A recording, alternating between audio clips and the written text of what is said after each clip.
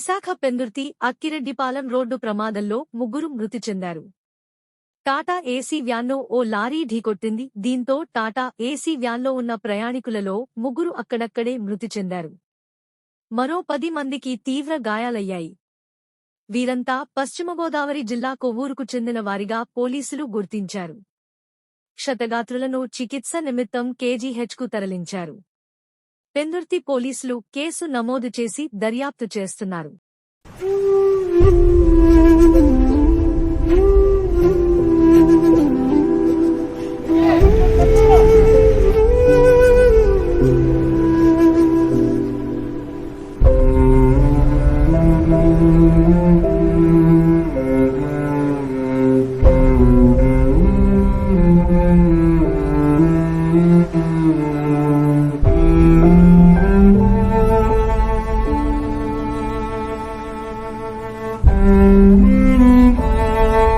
Thank you.